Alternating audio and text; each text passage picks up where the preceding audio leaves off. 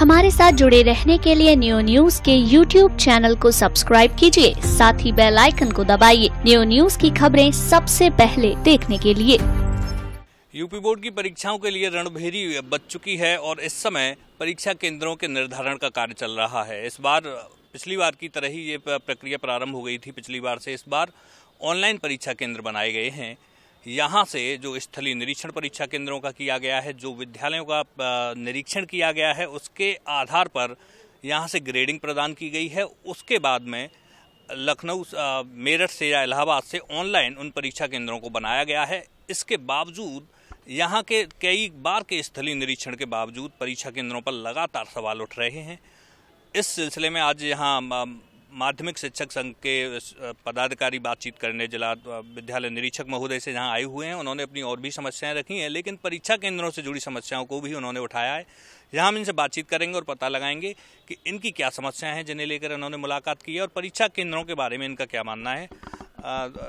तो भाई साहब, किस तरह की समस्याओं को लेकर आज आपने यहाँ से मुलाकात की है? मैं जयप्रकाश शर्मा, जिलाध्यक्ष उत्तर प्रदेश माध्यमिक शिक्षक संघ, और मेरे साथ आए हैं हमारे प्रांतीय मंत्री डॉक्टर दिनेश सिंह राणा। हमारे कुछ शिक्षक समस्याएं हैं, उनको लेकर हम डीआई साहब से मिले। इसी के साथ साथ मुख्य रूप से जो समस्याएं बताएंगे डॉक्टर साहब, मैं सेंटरों के बारे में बता देता हूं। अभी एक जंगली नैनू पट्टी से आए थे। ऐसे विद्यालय को सेंटर बना दिया गया है जहाँ पर न लाइट है, न फर्नीचर की व्यवस्था है, न आवागमन का साधन है और न CCTV कैमरा है। इसी के साथ साथ एक गाँव है पेलखू, जो चौमा ब्लॉक में आता है, बांके बिहारी आदर्श इंटर कॉलेज पेलखू, जिसका सेंटर 30 किलोमीटर दूर बना दिया गया है, जो कि मानकों के विपरीत है। प्रत्यावेदन उसके बारे में मैंने भी दे दिया है और संबंधित विद्यालय ने दे दिया है। वहाँ को एजुकेशन है। मुख्य समस्या तो यह है। बाकी समस्या NPS की है। हर 6 महीने 7 महीने तक हमारा पैसा कटता रहता है। ये समस्या तो आपकी काफ़ी पुरानी है। काफ़ी पहले से आप इसके लिए धरना भी देते रहे, प्रदर्शन भी देते रहे, लेकिन कुछ बदलाव आए नहीं। मुझे लगता है धरने प्रदर्शन पे भी हमने डीआई साहब से कई बार कहा है, लेकिन डीआई साहब एक डायरी निकालते हैं, पेन से लिख लेते हैं। मैंने अभी डीआई साहब से कहा, मिस साहब अब ये पन्ना कब खुलेगा? जब हम आएंगे तब। आप लिख लेते हैं, लेकिन इसके आज कुछ नहीं होता है। मुझे लगता है DIOS भी कई बदल गए हैं, डायरियाँ भी कई बदल गई होंगी, पेन भी कई बदल गए होंगे, लेकिन आपकी समस्या जस की तस है। लेकिन हम करें क्या? संघर्ष ही कर सकते हैं। बुद्धिजीवी लोग सिवाय संघर्ष के और कर क्या? बताइए। आप लड़ नहीं सकते। आमरण अनशन पर बैठेंगे यहाँ से आगे, ये तो कोई बात होगी अगले महीने से। और मैं आपके चैनल के माध्यम से आपको धन्यवाद देना चाहता हूँ कि आप हमारी हर समस्या को बखूबी जनता तक पहुँचाते हैं। एक सूचना और देना चाहता हूँ कि 3 दिसंबर को उत्तर प्रदेश माध्यमिक शिक्षक संघ चंदेलकोट का निर्वाचन है और उसी दिन शैक्षिक गोष्ठी भी है। जिला सम्मेलन शैक्षिक गोष्ठी होगी, जिसमें सभी प्रतिभाग करने वाले शिक्षकों को डीआई साहब ने 1 दिन का विशेष अवकाश देने की स्वीकृति दी है। और यहाँ हमारे साथ माध्यमिक शिक्षक संघ के प्रांतीय मंत्री दिनेश सिंह राणा जी भी हैं, इनसे भी हम बातचीत कर लेते हैं। इस तरह यहाँ मैं एक बात करना चाहूँगा, जयप्रकाश जी ने अभी जो परीक्षा केंद्रों पर सवाल उठाया, उससे आप कितने सहमत हैं? और एक सवाल इसमें मैं अपना भी जोड़ता हूँ कि जो अब यहाँ से स्थलीय निरीक्षण किया गया था, उसके बावजूद भी ऐसे परीक्षा केंद्र बन जाते हैं, इसके पीछे क्या लगता है? शायद स्थलीय परीक्षण में कहीं न कहीं कोई खामी रह जाती है और पेपर फॉर्मेलिटी पूरी हो जाती है किसी न किसी स्तर पर। जहाँ तक ये अध्यक्ष जी ने जो बताया अभी नैनू पट्टी वाले, उस विद्यालय में बिजली नहीं है, कैमरे नहीं है और इवन स्टाफ के नाम पर केवल 2 ही अध्यापक हैं। तो ऐसी स्थिति में वहाँ एग्जाम कैसे होगा, मुझे तो नहीं लग पाता। और पिछले साल भी वो वहाँ से सेंटर इसी बात पर हटा था। अच्छा, आप बता रहे हैं कि स्थलीय, ये तो सर्वविदित है कि स्थलीय निरीक्षण यहाँ से जिला विद्यालय निरीक्षक कार्यालय से भी होता है और संबंधित SDM भी मुझे लगता है जाकर वहाँ का स्थलीय निरीक्षण करते हैं। कई चरणों में जब स्थलीय निरीक्षण किया जाता है, मौके पर जाकर वो चीज़ें देखते हैं, क्या इनमें मानक हैं परीक्षा केंद्र बनने के या नहीं हैं। उसके बावजूद क्या ये मानवीय भूलें मानी जाएँ या जानबूझकर की गई भूलें मानी जाएँ? अगर जानबूझकर की गई भूलें ये हैं तो फिर इसके लिए क्यों की जाती हैं? क्या उद्देश्य है इनके पीछे? ये जानबूझ की जा रही हैं और इसलिए की जा रही हैं, अकाउंटेबिलिटी नहीं है कहीं। अगर कोई अकाउंटेबल हो, उसके लिए जिम्मेदार तय कर दिया जाए कि आप इसके लिए जिम्मेदार हैं, आप पे कार्रवाई होगी, तो कुछ नहीं होगा। कोई कार्रवाई किसी पे होती नहीं। क्या लगता है नकल विहीन परीक्षाएं इस तरह की सोच के साथ, इस तरह के स्थलीय निरीक्षणों के साथ और इस तरह के परीक्षा केंद्रों के साथ संपन्न हो पाएंगी?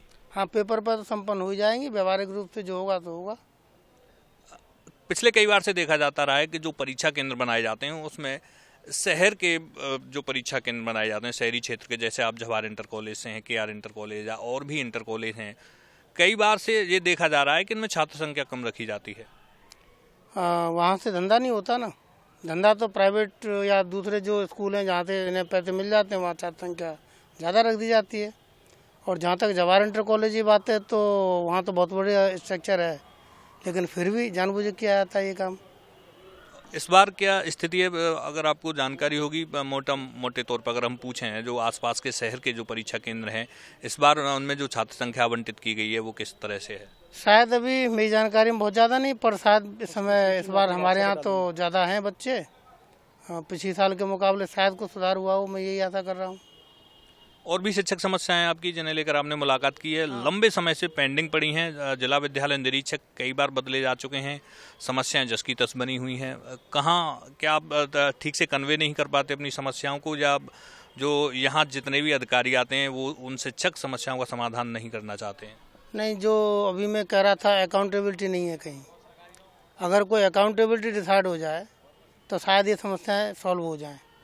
वेतन की जो समस्या है, प्रमुख सचिव माध्यमिक शिक्षा का आदेश है कि वेतन बिल कार्यालय में बने। आगरा में भी कार्यालय में बनते हैं, लेकिन यहाँ पर कई बार धरने हो चुके हैं। अब एक ही काम रह गया कि यहाँ ताला बंद कर दिया जाए। लेकिन ये लॉ एंड ऑर्डर की स्थिति अगर बिगड़ती है तो यहाँ कार्यालय खुद जिम्मेदार होगा। हम लोग नहीं चाहते ऐसा हो, और इसलिए बार बार अनुरोध कर रहे हैं कि भाई वेतन बिल आप यहाँ बनवाइए। और अधिकारियों की स्थिति है कि वो हमसे ही कहते हैं अच्छा तो आप बनवाइए, यहाँ पे कैसे बनवाएंगे। तो जब एक व्यवस्था है शासन की और प्रमुख सचिव का आदेश है कि इस तरह से वेतन बिल बनना है, तो मार्केट में क्यों बनना है?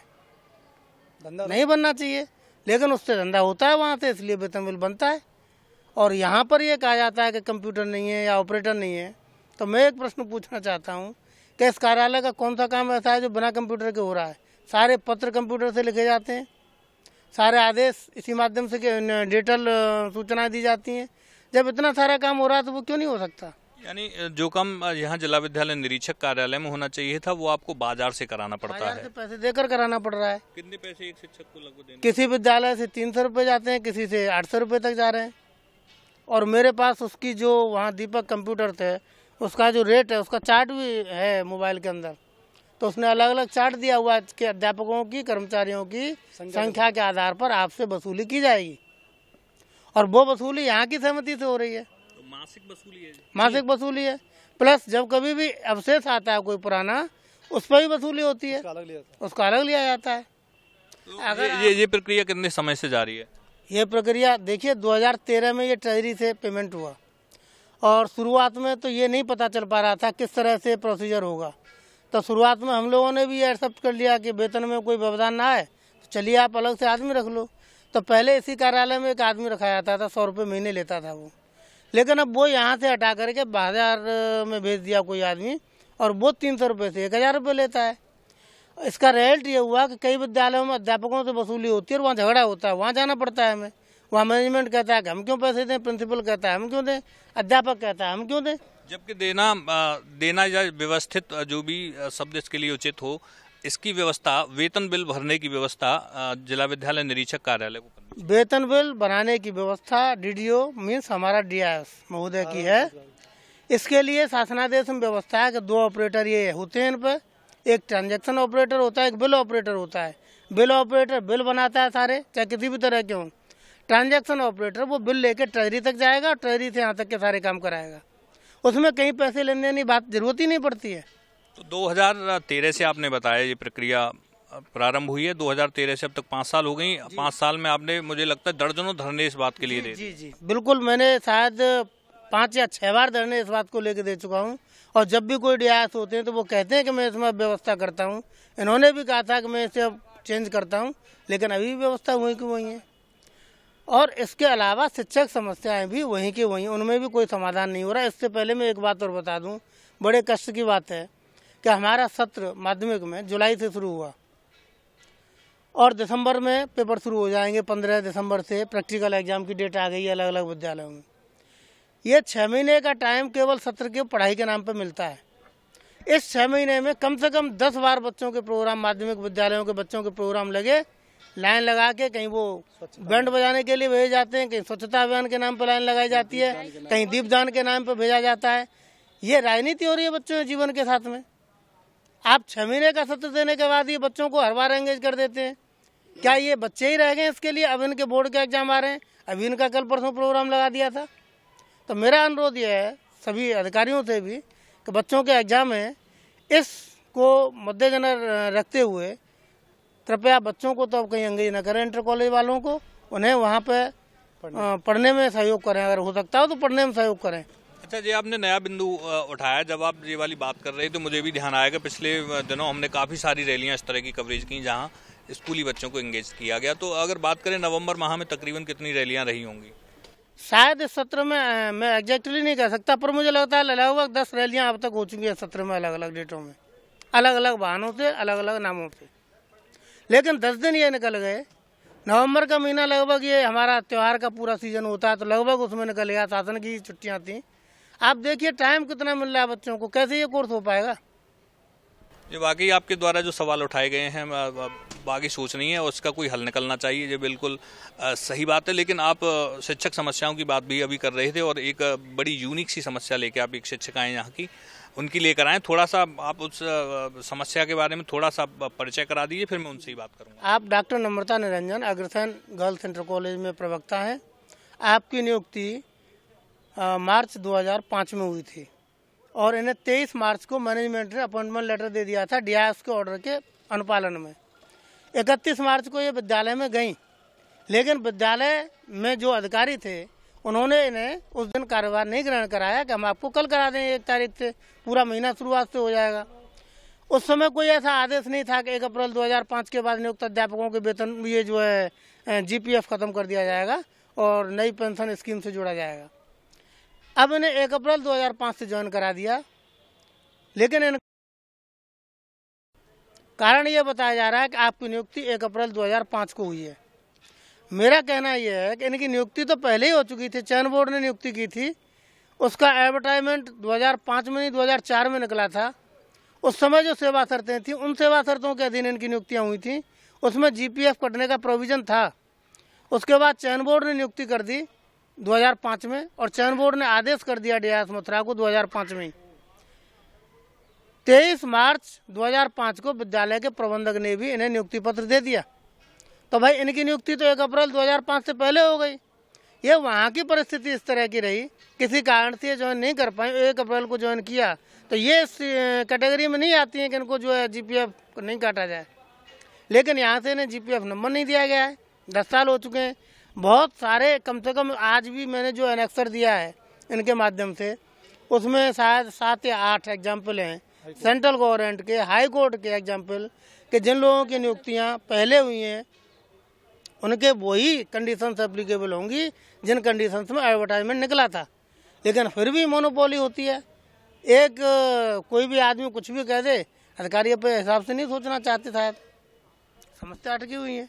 बिल्कुल बड़ी यूनिक सी प्रॉब्लम है। जब आप ये शिकायत दर्ज भी करा रहे थे तो हमने वहाँ पर सुना था कि पूरे जनपद में ये इकलौता इस तरह का मामला है। थोड़ा सा जहाँ तक मुझे समझ में आया है उसके अनुसार इनकी नियुक्ति 1 अप्रैल को होनी चाहिए थी, लेकिन 1 अप्रैल से पहले 1 दिन पहले होनी चाहिए थी, लेकिन विद्यालय में कुछ इस तरह की व्यवस्थाएं नहीं कि इनकी नियुक्ति 1 अप्रैल को कर दी गई।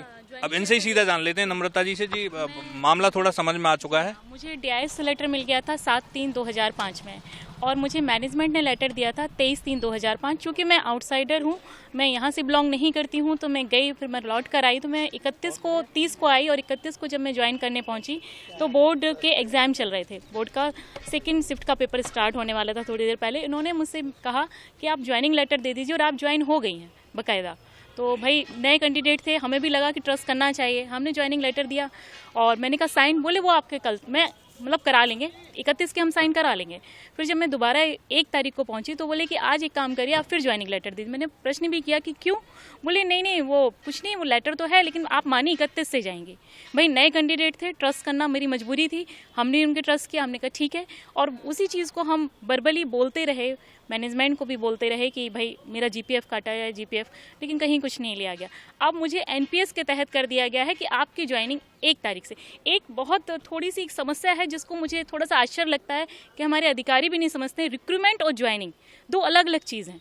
रिक्रूटमेंट मतलब आपकी एक भर्ती, और ज्वाइनिंग 2 अलग चीज हैं। जो भी एक ऐड हो निकलता है वो उससे आपकी रिक्रूटमेंट से माना जाता है, ऐड से माना जाता है। दूसरा रिक्रूटमेंट की आपकी भर्ती कब हुई, जो आपका ऐड हुआ, ऐड निकला, उससे आपकी चयन प्रक्रिया स्टार्ट हो गई। और जब ऑफर ऑफ अपॉइंटमेंट डीआईएस ने मुझे लेटर दे दिया, वहीं वो चयन प्रक्रिया समाप्त हो जाती है, मतलब वहीं आप ज्वाइन मान लिए जाते हैं। तो जो भी नियम आया वो आया 1 अप्रैल 2005 के बाद का, और मेरी जो भी सारी चीज़ें थी वो 1 अप्रैल 2005 के पहले की थी। अगर हम डीआईएस सर की बात भी मान लें कि हाँ, जैसा कि आज मुझसे कहा गया कि मतलब मुझे नहीं लगता है कि एक मजाक सा है ये कि आप गई और आपको वहाँ ज्वाइन नहीं कराया गया, ये एक मजाक लग रहा है मुझे कि इस तरीके से कि आप वहाँ गई और आपको ज्वाइन नहीं। मैंने कहा सर जो मैं आपको बोल रही हूँ वो रेगुलर मैं बोल रही हूँ उसको। मुझे लगता है 13 साल हो गई, इस दौरान कितने DIUS यहाँ बदल गए होंगे, आपकी समस्या जस की तस है? हाँ बिल्कुल, मेरी समस्या एज इट इज़ है, और अब सर से उम्मीद कर रहे हैं। और मैं सर वगैरह के साथ आई थी, सुरेंद्र शर्मा सर के साथ आई थी, चूँकि मैं पहले आई थी। सर ने बाद में मेरे बारे में उनसे जिक्र किया था, लेकिन उनका ये कहना था कि आप जब भी आती हैं अकेले आती हैं। तो मैंने कहा सर, स्पेशली मैंने आज रिक्वेस्ट की कि सर आप प्लीज़ मेरे साथ चलिए, इनको अगर आप सामने चाहिए मेरे तो आप प्लीज़ आइए। तो देखते हैं क्या कहते हैं। बहुत इम्पोर्टेंट बात, एनपीएस के नाम पर वेतन काटने की प्रक्रिया यहाँ पर जारी है। प्रमुख सचिव का ये आदेश है कि एनपीएस के नाम पर कोई वेतन किसी का नहीं काटा जाए, और यहाँ से वेतन जबरदस्ती काटने का एक प्रयास हो रहा है कि आपका एनपीएस नहीं कटा है तो वेतन नहीं लगेगा। और उससे पीड़ित ये भी हैं, ये नम्रता निरंजन जी भी उससे पीड़ित हैं, कोशिका विद्यालय वो भी उससे पीड़ित है। वहाँ 3 अध्यापकों का एनपीएस नहीं कटा या अध्यापक नहीं बनना चाहते, तो ये वेतन बिल काटने की कार्रवाई, जबकि प्रमुख सचिव कहते हैं कोई वेतन बिल नहीं काटा जाए। तो कार्यालय तो बड़ा विचित्र हो चुका है, जो आदेश कर दें वो सही है। तो इस समय हम खड़े हैं मथुरा के जिला विद्यालय निरीक्षक कार्यालय पर, जहां जो जनपद की जो माध्यमिक शिक्षा है उसको व्यवस्थित करने के लिए ये कार्यालय यहाँ पर स्थापित किया गया है। शिक्षा व्यवस्था को सुचारू रूप से चलाने के साथ साथ शिक्षक समस्याओं पर ध्यान देना भी इस जिला विद्यालय निरीक्षक कार्यालय की अपनी जिम्मेदारी है। लेकिन जहां तक हमने अभी बात की है उससे बहुत सारी चीजें आप खुद समझ चुके होंगे। यहाँ हमने परीक्षा केंद्रों को लेकर बात की, बताया जा रहा था कि परीक्षा केंद्र निर्धारण की जो प्रोसेस है, जो प्रक्रिया है वो ऑनलाइन हो चुकी है, लेकिन उसमें एक थोड़ा सा पेच ये है कि यहाँ से ग्रेडिंग दी जाती है, ग्रेडिंग स्थलीय निरीक्षण के बाद दी जाती है। उसके बाद भी इस तरह के विद्यालय परीक्षा केंद्र बना दिए गए जो मानकों को पूरा नहीं करते हैं। एक विद्यालय की यहाँ शिकायतकर्ता भी पहुंचे, यहाँ के जो माध्यमिक शिक्षक संघ के जो पदाधिकारी हैं उन्होंने कई विद्यालयों के इस तरह के नाम बताए जो कहीं भी मानकों पर नहीं ठहरते, लेकिन उनको परीक्षा केंद्र बना दिया गया। क्यों बना दिया गया, कैसे बना दिया गया, क्या उनका स्थलीय निरीक्षण किया गया या नहीं किया गया, ये एक बड़ा सवाल है।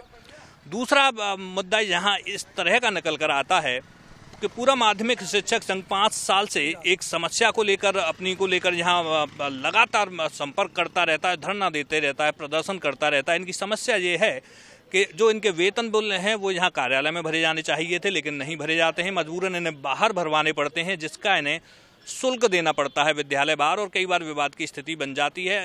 इन्होंने कई बार कहा है, यहाँ कई जिला विद्यालय निरीक्षक बदले जा चुके हैं उसके दौरान, लेकिन समस्या जस की तस है।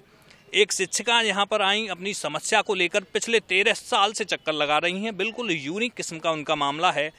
एक दिन की देरी के चलते, जो देरी भी थोड़ी विवादों में इसलिए है कि उन्हें एक दिन पहले ज्वाइन कर लिया था, लेकिन उनको एक दिन लेट ज्वाइन किया हुआ दिखाया गया है, जिससे उनके जीएफ का मामला है, उनकी पेंशन का मामला है, वो अटका हुआ है। 13 साल से लगातार चक्कर लगा रही हैं। इस दौरान दर्जनों जिला विद्यालय निरीक्षक इस कार्यालय से बदले जा चुके हैं, इधर उधर हो चुके हैं, लेकिन समस्या जस की तस है। ये बड़ी विडंबना है इस जिला विद्यालय निरीक्षक कार्यालय की।